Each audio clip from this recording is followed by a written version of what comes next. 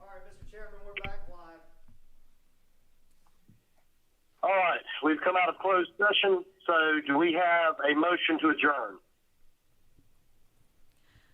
This is Beth Burns. Mr. Chair, if I can ask the finance officer a question real quick, if she's still in there. Oh, yes, sir. Yes, sir, Mr. George. Go ahead. There was concern sent about North Carolina Virtual Public School, the cost being $349 per student, and she was going to give us the correct figure on that. Is she in there? Yes, I'm here, but Dr. Aiken will do a little better explanation than I do. What? 341. 349.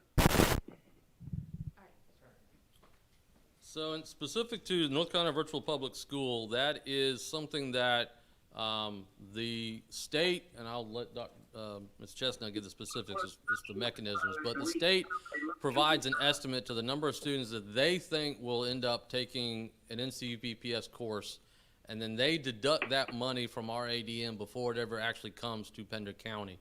I believe the course-by-course dollar figure is somewhere in the upper 70s.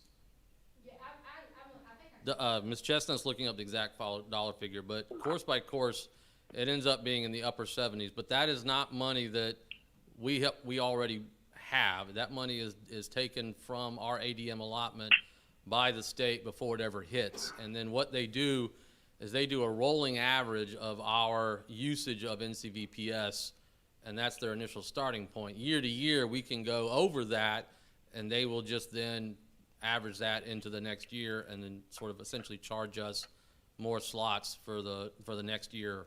So we can go as high as we need to any given year, and then they'll just charge us the next year for that money, but it's not money that we have and then give back. The money never arrives in Pender County. And They actually took 2.02 teachers this year. so last year they took essentially 2 teacher positions as the funding stream for that.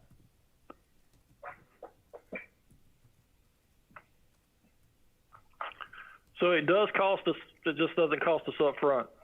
We're still, so if we have a bunch this year, we go over, and next year we go back to normal, we've lost teaching positions because of it, correct? Just for this current year. So, It's for the current year. yeah, not for the previous year. So my guess is, and I don't have to say it's a guess because this has not happened before, like they already know for this year that 2.02 teachers is what's needed to teach the NCVPS children that are registered, but they will also do, they do allotment changes all the time, and if we have a lot of children that change and go to NCVPS, we will probably have, more taken away. But it's done through the allotment system from Raleigh.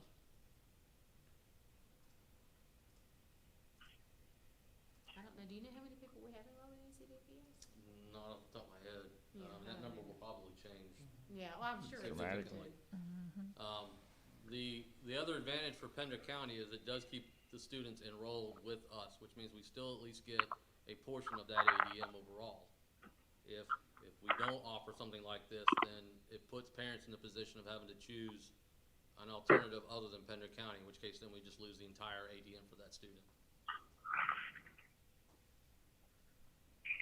And the emails that I've got and when I've looked at the survey, most of our parents are not looking for outside of Pender County. They're just looking for ways to choose something different for their students. So that was one of the reasons we wanted to keep it, and it's a system that we're pretty familiar with over the years.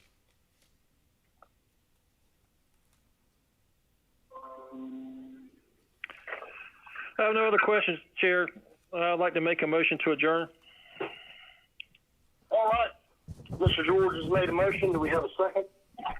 Second motion. All right, Mr. Smith is seconded, so let's do a roll call vote. Mr. George?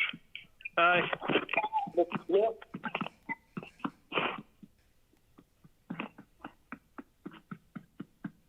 Come back to you, Ms. Fontana? Aye. Ms. Burns? Aye.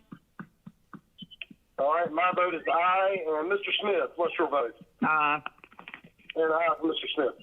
All right, unanimous. Thank you very much.